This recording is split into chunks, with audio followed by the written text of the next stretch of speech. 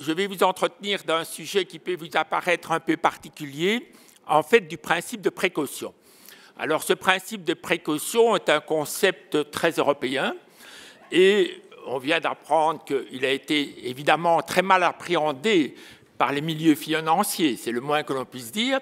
Mais moi, je voudrais m'attacher à parler du principe de précaution par rapport à l'innovation. Donc, comment concilier ce principe de précaution avec une capacité d'innover, d'accepter l'innovation, d'autant plus que, comme on l'a dit, pour sortir de la crise, il y aura besoin de progrès technologiques et de nouveaux développements liés à l'innovation. Et je ferai cette intervention surtout dans le cadre européen. On a parlé d'un manque de gouvernance européenne dans le domaine financier, qui est évidente, mais je voudrais aussi vous dire combien la difficulté est grande de la gouvernance européenne par rapport à ces sujets, et même si elle est moins visible, elle est réelle. Je ne parlerai pas évidemment dans chacun des pays, parce que justement dans chacun des pays, il y a une approche qui culturellement est différente. Par exemple, j'évoquerai le problème des OGM, j'évoquerai le problème du nucléaire, et nous voyons que la diversité de l'Europe ne simplifie pas évidemment des prises de position communes. Et pourtant, l'Europe a des projets ambitieux.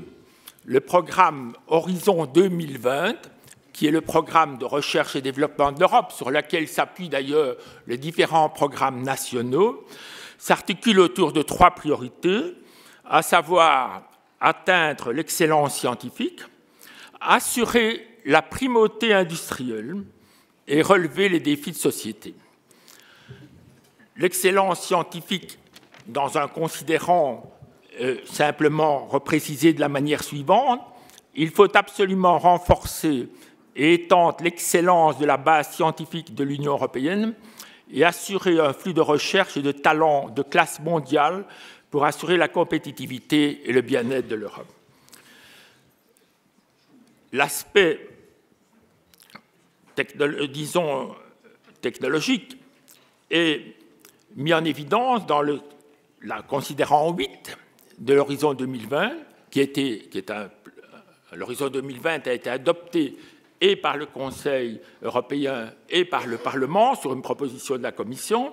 Et ce considérant 8 dit « Afin de maintenir et d'accroître la primauté industrielle de l'Union, il faut rapidement, j'insiste sur le terme, rapidement stimuler les investissements du secteur privé dans la recherche, le développement et l'innovation, promouvoir la recherche et l'innovation selon un agenda fixé par les entreprises et accélérer le développement des nouvelles technologies qui susciteront création d'entreprises et croissance économique. » Ce programme est évidemment très ambitieux, alors que l'effort de recherche de l'Union européenne stagne toujours autour de 2% du produit intérieur brut, avec l'exception de pays comme la Suède, dont on a parlé tout à l'heure, qui, elle, est à 4%, comme la Finlande et un peu moins le Danemark, et l'Allemagne, qui est prête à 3% du PIB.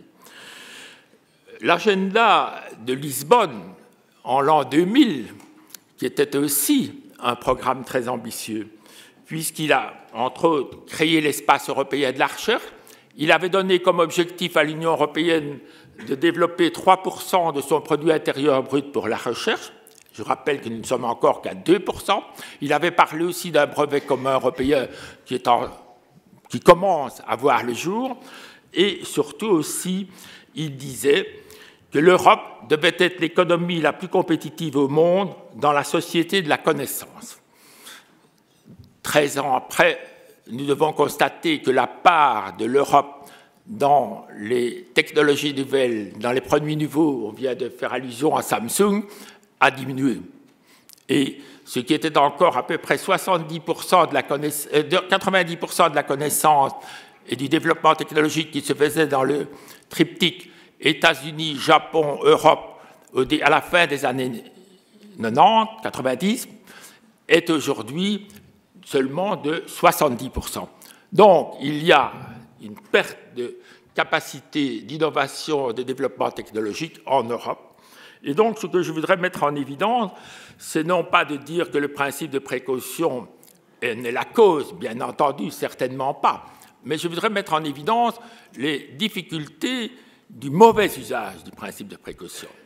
Ce principe de précaution est évidemment un principe qui a une valeur morale importante.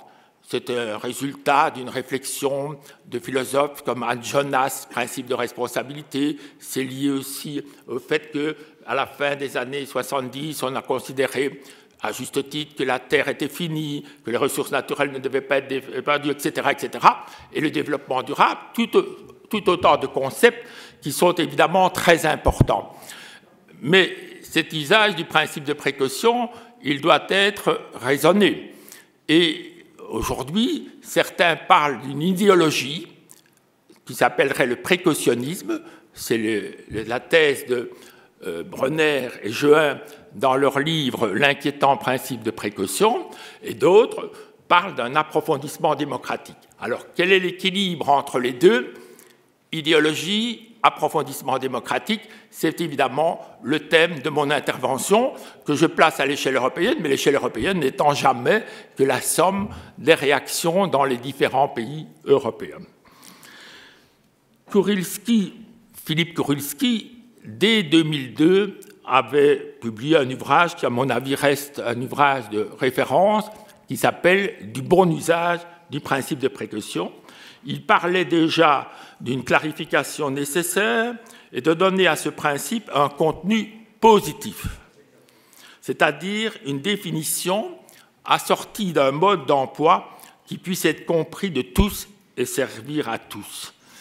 Je pense qu'aujourd'hui, on n'en est pas là, parce qu'il y a de nombreuses interprétations du principe de précaution, et je vais, dans quelques exemples, comme je l'ai dit, illustrer mon propos. De nombreux ouvrages ont été écrits sur ce sujet. Il y a eu des débats, des forums, etc. Il est évoqué, ce principe de précaution, on l'évoquait dans le langage populaire, parfois à tort et à travers. Il est évoqué dans les médias et il est sujet d'enjeux politiques de plus en plus importants à l'échelle des pays, mais aussi de l'Europe. Les thèmes qu'il recouvre sont de plus en plus nombreux.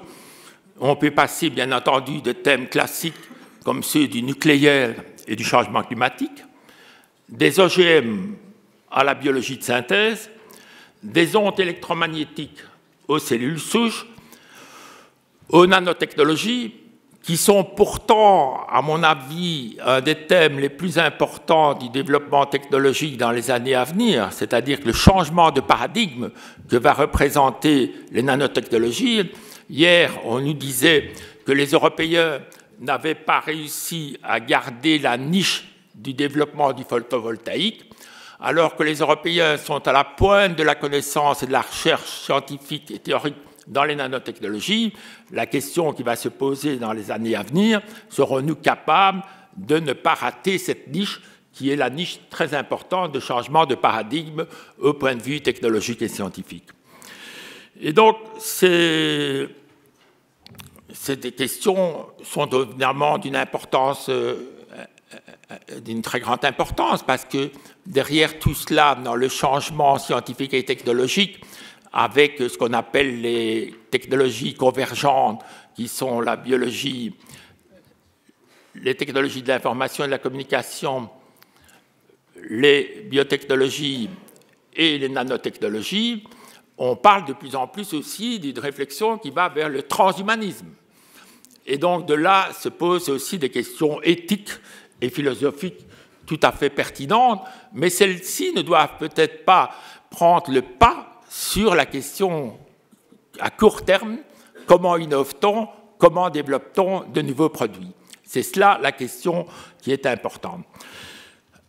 Je crois que ce phénomène de principe de précaution, il est le reflet du fait que depuis, comme je viens de le dire, le début des années 80, l'univers des savoirs scientifiques et techniques a connu une série de bouleversements profonds. Dans le domaine de des sciences de la vie, c'est tout à fait clair. dans les domaines aussi avec le décodage, avec le code génétique humain, etc., dans les domaines des nanotechnologies dont je viens de parler, dans les domaines de la biologie de synthèse et dans d'autres sujets aussi. Et je pense que Dominique Pestre, que vous connaissez comme certainement un sociologue des sciences, dans son dernier ouvrage « À contre-science, politique et savoir des sociétés contemporaines », je pense que Dominique Pestre analyse bien cette évolution et exprime, parce que parfois dans les milieux scientifiques, on le dit d'une façon trop brutale, exprime qu'il est trop simple de parler d'une défiance généralisée vis-à-vis des sciences. Certains considèrent que cette idée du principe de précaution induit chez les jeunes et d'autres une défiance vis-à-vis des sciences. Pour Dominique Pestre, le problème est plus large et il a une définition qui me paraît séduisante. Je vous dirais qu'elle me paraît aussi très théorique, mais je voudrais vous la lire. Dans des sociétés dites de la connaissance, finalement, la dynamique de l'innovation ne peut être qu'une dynamique sociétale globale, la résultante d'interactions entre les acteurs aux projets et outils différents, notamment parce que les savoirs sont aujourd'hui distribués dans le social et que les valeurs diffèrent. La dynamique de nos sociétés peut de moins en moins être réduite à la trajectoire technologique idéale rêvée par les ingénieurs ou les élites de la finance, ceux qui pensent économie nouvelle lorsqu'ils prononcent l'expression « société de la connaissance », et même si on l'aborde sous le seul angle de l'efficacité. La meilleure solution, qu'on pense en termes de précaution, de justice sociale ou environnementale, ou de pure rentabilité, consiste à s'appuyer sur les potentialités multiples qui font nos sociétés et à faire de la variété des démarches, des épistémes et des engagements un levier d'innovation et de précaution.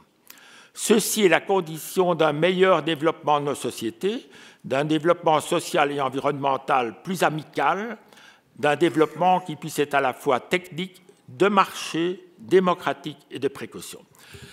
C'est une définition assez séduisante, mais pour ma part, elle est assez théorique. Pourquoi? Parce que dans la pratique, que voyons-nous?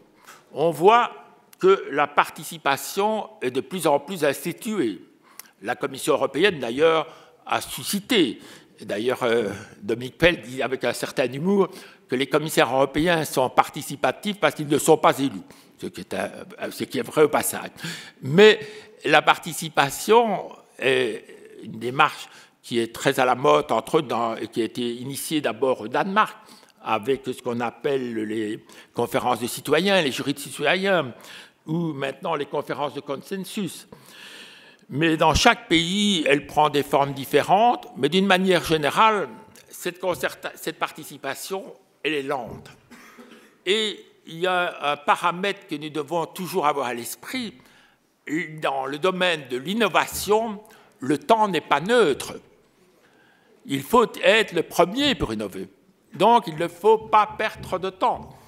Et en plus, la recherche doit rester libre, c'est-à-dire qu'on ne peut pas, à mes yeux, contraindre la recherche à des questions sociétales, comme c'est de plus en plus le cas.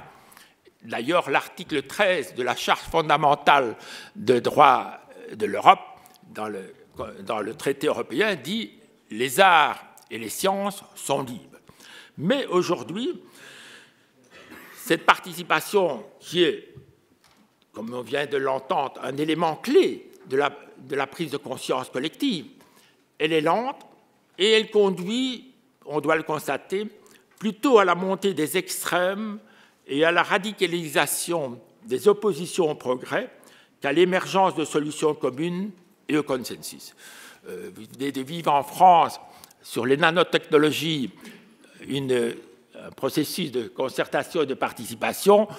Je ne pense pas qu'on peut considérer que cela a été positif globalement, puisque finalement, les échanges n'ont été que parfois, disons, sans grande capacité de conclusion ou d'évolution par rapport au processus. De la même manière, on fait de plus en plus appel à ce qu'on appelle les comités d'éthique.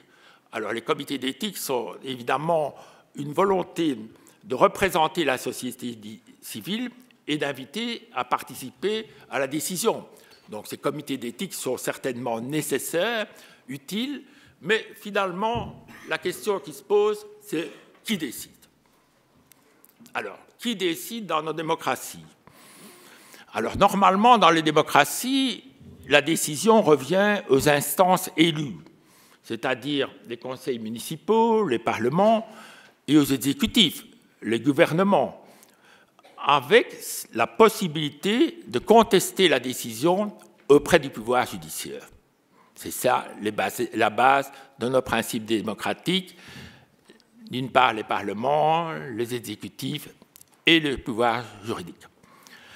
Alors, si nous regardons les choses, les différents progrès technologiques à différents échelons, on a évidemment que dans tout ce que je viens de vous énoncer, comme les sujets, nanotechnologie, OGM, etc., différents échelons politiques.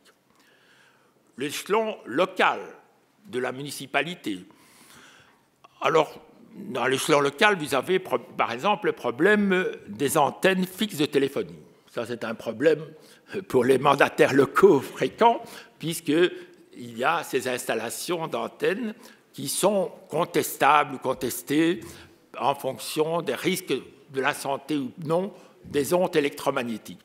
Ce qu'on constate, c'est que les décideurs locaux sont très démunis, parce que même s'ils décident, il y a de plus en plus recours fréquents aux juges, entre autres ici en France, puisque vous avez inscrit le principe de précaution dans la Constitution. Au passage, je vous signale que vous êtes le seul pays à l'avoir fait. C'est peut-être une avancée démocratique, mais ce n'est pas une simplification des choses. Parce que, évidemment, chaque citoyen peut faire appel à la justice par rapport à cela. Et la jurisprudence qui en émane de plus en plus est la difficulté de qui doit apporter la charge de la preuve. Qui doit apporter la charge de la preuve? Est-ce que les ondes électromagnétiques sont dangereuses pour la santé ou pas? Qui apporte la preuve? Avec ce paradoxe que si vous ne faites pas l'événement, vous ne saurez évidemment jamais démontrer la preuve ou la contre-preuve. Puisque dans un autre secteur, et je en parlerai des nanotechnologies, là on est avec un mécanisme où on ne peut pas mettre un produit sur le marché tant qu'on n'a pas prouvé sa non-toxicité. Mais si on ne sait pas créer le produit, c'est parfois pas facile de voir s'il est toxique ou pas. Mais donc, je reviens aux différents échelons politiques, l'échelon local, l'échelon de base, puis l'échelon national, où encore au niveau européen, on considère que certains dossiers, certains domaines restent du ressort des États. Par exemple, la recherche sur les cellules souches, qui est ici en France aussi un bon débat, sur les cellules souches, entre autres, provenant d'embryons surnuméraires. Le nucléaire, car l'Europe ne veut pas et ne peut pas prendre des positions sur le nucléaire, parce que le nucléaire est tellement controversé à l'échelle européenne entre des positions comme celle de la France, qui elle est plutôt positive par rapport au nucléaire, et de l'Allemagne qui ne l'est pas, de l'Autriche qui ne l'est pas, ayant participé à la Commission européenne pendant 5 ans et au Parlement européen, je peux vous dire qu'à la Commission européenne, on ne peut pas parler du nucléaire, même ne plus que pour la sécurité, parce que les positions sont très, très, très différentes de pays à pays.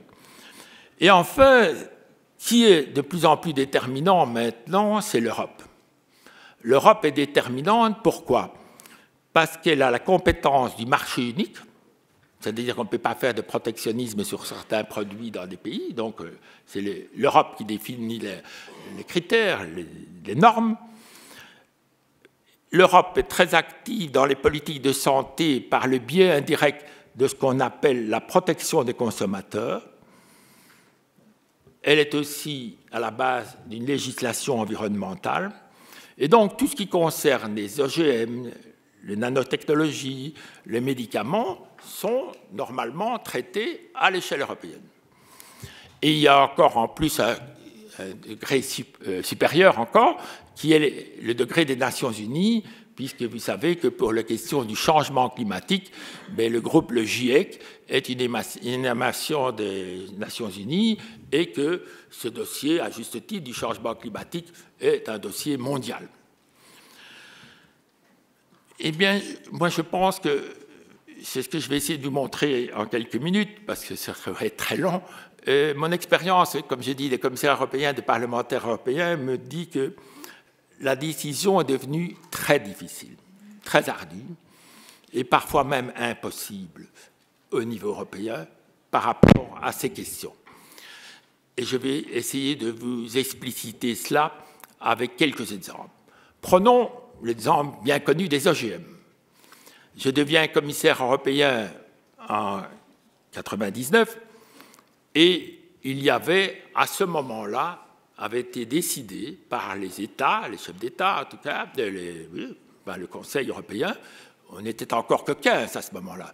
C'était encore plus ou moins un cercle où on pouvait encore discuter. Maintenant, vous devez savoir qu'ils sont 27, si pas 28, 29, et donc le bon vieil adage de Jacques Delors, unis dans la diversité, ça devient de plus en plus difficile à obtenir cette union dans la diversité. Mais donc, prenons l'exemple des OGM. En 1999, il y a un moratoire, et les conditions du moratoire étaient très claires. On pouvait accepter les OGM en Europe, puisqu'il y avait un débat avec les Américains sur cette question, à condition qu'on établisse la traçabilité et qu'on labellise. Ainsi, chaque citoyen européen aurait été libre de choisir, comme il choisit dans une alimentation, s'il y a un colorant ou pas, aurait été libre de choisir s'il mangeait ou pas des OGM. Donc, c'était la condition pour lever le moratoire. Et donc, comme commissaire à la recherche, je me suis employé, avec mon collègue David Byrne, qui était commissaire à la santé, à mettre en œuvre cette obligation. Et donc, on a créé un réseau de laboratoires européens qui est encore et qui est toujours aujourd'hui le meilleur au monde pour détecter les OGM. Donc, avec des normes communes dans tous les pays européens qui avaient une référence commune. Et mon collègue Byrne a développé des mécanismes de labellisation avec moins de 0,6% d'OGM dans le produit. Tout cela a été fait. Et ça, c'est un souvenir que je veux vous faire partager quand nous nous sommes retrouvés devant le Conseil des ministres, non pas dans la séance publique, parce que là, les ministres sont accompagnés de leurs collaborateurs et ils ne disent pas toujours la même chose. Il faut dire à leurs collaborateurs ce qu'ils ont envie de dire, mais quand nous sommes au déjeuner, c'est là que ça se discute et c'est là que ça devient la réalité. Eh bien, je me souviens qu'un petit pays, mais avec le grand plaisir des autres, a dit non, alors que nous avions fait le travail. Donc, normalement, on aurait dû acter la levée du moratoire. Eh bien, un petit pays qui était le Luxembourg, le ministre du Luxembourg a dit non, moi, je dois d'abord consulter mon opinion publique. Ce qui a évidemment fait la joie d'autres pays qui sont embrayés. Et donc, depuis 2003, on consulte toujours les opinions publiques. C'est-à-dire qu'on n'a rien fait. Depuis 2003, il n'y a pas le moindre progrès institutionnel sur les OGM à l'échelle européenne. Des pays sont plus ou moins ouverts, l'Espagne par exemple, d'autres moins, et en plus, au niveau de la Commission européenne, on a pu mettre en avant maintenant un OGM qui est supplémentaire, qui est une pomme de terre pour le bétail, et qui a créé d'ailleurs une série de protestations parce que la Commission avait pris cette initiative. Conséquence de tout cela, eh bien, il n'y a plus de recherche et développement en Europe dans ce domaine-là. Les laboratoires anglais, allemands, etc., ont émigré aux États-Unis. Je prends le problème des cellules souches. Les cellules souches, là, ce sont des approches culturelles, tout à fait légitimes, hein, entendons-nous bien. Je vous décris les choses, je ne les juge pas nécessairement négativement. Par exemple, l'Allemagne, constitutionnellement, on ne peut pas employer du matériel humain parce qu'ils ont malheureusement le souvenir de la dernière guerre mondiale. Et donc ça, c'est dans leur constitution, donc c'est culturel. Mais aussi des questions religieuses ou philosophiques font que l'usage des cellules souches provenant d'embryons surnuméraires est très très contesté de pays à pays, avec des pays très libéraux dans la question comme la Suède et l'Angleterre, et d'autres moins. La France qui dit qu'on ne peut pas, mais qui fait un moratoire qui permet qu'on puisse faire, donc c'est assez compliqué, mais c'est une réalité. Et donc, les cellules souches embryonnaires, qu'est-ce qu'on fait maintenant? On a pu définir un plus petit commun dénominateur. J'étais d'ailleurs à la base de ce plus petit commun dénominateur, mais ce plus petit commun dénominateur qui a été défini en 2004, il est toujours contesté, et ici, dans les dernières discussions sur le programme 4, on l'a encore remis en cause.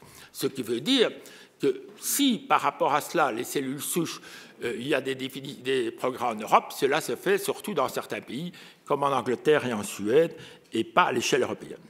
Les nanotechnologies dont je vous ai déjà parlé, qui pourtant sont un des grands sujets, mais il y a une résolution du Parlement européen, comme je vous dis, qui dit qu'il faut démontrer la non-toxicité avant toute mise sur le marché d'un produit. Ce qui fait qu'il y a quelques recherches et développements, il y a beaucoup même de recherches et développements, et au point de vue scientifique et théorique, les Européens sont leaders. Et donc il y a de l'innovation dans ce domaine-là, et il y a des spin-offs d'universités, il y a des entreprises, etc.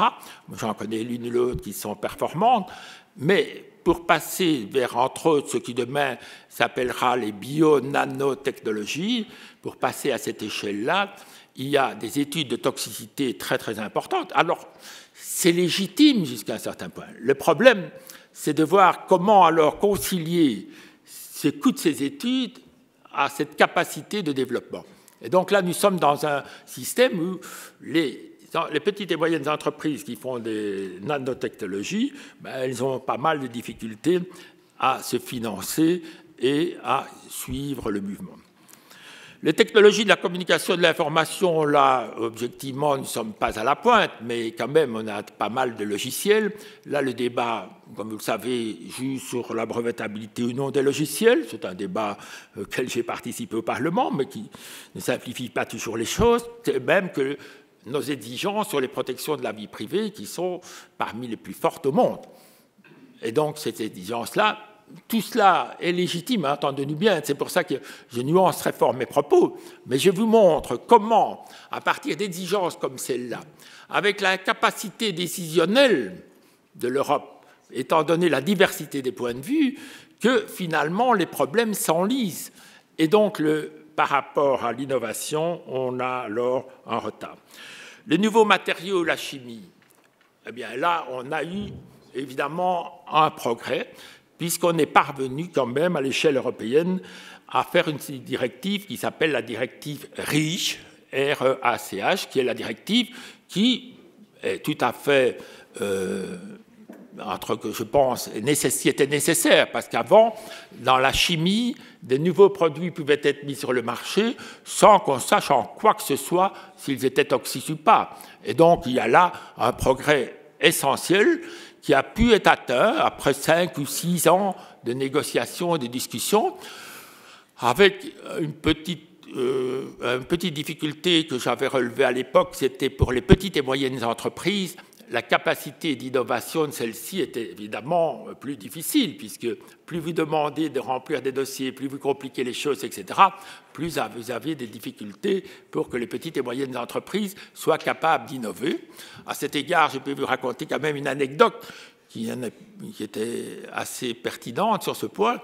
À la commission, nous avions les réunions de la commission le jeudi matin, et donc il y avait ce débat, et mon collègue qui était le commissaire à l'industrie, Likanen, lui défendait évidemment une capacité d'innovation pour les PME, je le soutenais puisque j'avais la recherche. Eh bien, dans notre commission, il y avait évidemment des commissaires de différentes tendances et de différentes sensibilités. Je me souviens que quand je suis rentré à 13h dans mon bureau, de 13h à 17h, ma boîte email a été complètement inondée par de mes concitoyens de plus ou moins de la région et qui était initiée par une critique lancée par Greenpeace. Donc Greenpeace avait lancé une campagne un peu par rapport à ma déclaration à la Commission, qui normalement n'aurait pas dû être connue. Mais voilà, c'est pour vous montrer quand même les technologies, les techniques de communication que Greenpeace emploie sont évidemment assez fortes. Et par rapport à cela, je vais terminer pour vous dire combien le politique est démuni. Et c'est là que je reviens à ma question. Pour décider, j'ai dit que c'était la démocratie implique que le politique décide, eh bien le politique, il est soumis à ce genre de problématique. Enfin, on pourrait parler encore de l'expérimentation animale. L'expérimentation animale, il y a eu à un moment donné toute une campagne pour supprimer toute expérimentation animale en Europe. Heureusement, les organismes scientifiques français, et là je crois qu'il faut les remercier, se sont mobilisés pour bien expliquer que, par exemple, pour le sida, on avait encore besoin, évidemment, d'animaux d'une certaine taille, etc. Et donc, on ne pouvait pas complètement supprimer l'expérimentation animale. Et je me souviens d'ailleurs que la personne qui a fait changer un peu, et qui a changé de très peu la majorité au Parlement, c'est Madame Barré-Sinoussi, qui est le prix Nobel, non pas le prix Nobel, oui, c'est celui, le prix Nobel sur la recherche sur le sida, qui est venu expliquer aux parlementaires la nécessité de tenir compte encore de cette recherche animale. Et bien autrement, on aurait pu avoir d'expérimentation animale en Europe. La recherche clinique, les recherches sur les essais cliniques, la directive sur les essais cliniques, elle évolue tout le temps. Je crois qu'elle évolue petit à petit dans le bon sens, mais au départ, elle était difficile.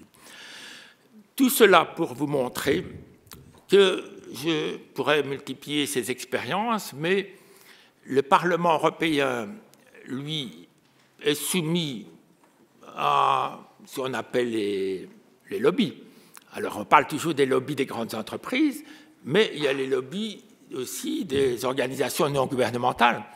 Et donc, par rapport à cela, le parlementaire qui n'a pas d'opinion précise, à juste titre, il ne sait pas avoir d'opinion sur tous les éléments, il est pris dans une dynamique de répondre à des demandes par exemple, sur l'expérimentation animale, il y avait eu une espèce de pétition qui avait touché des milliers et des milliers de personnes pour des gens qui étaient sensibles aux animaux, c'est tout à fait légitime, mais qui portaient les problèmes à un taux qui, je crois, était contraire à la capacité de développement scientifique et technologique. Bien, le parlementaire qui reçoit par les technologies nouvelles un mail lui demandant d'aller soutenir ça au Parlement, bon, celui qui n'est pas au fait des problèmes, il dit oui. Généralement, il dit oui, d'autant plus que c'est soutenu par un grand nombre de personnes. Et donc, voilà la difficulté. Est-il possible de décider politiquement à partir d'un bon usage du principe de précaution? C'est ça ma question.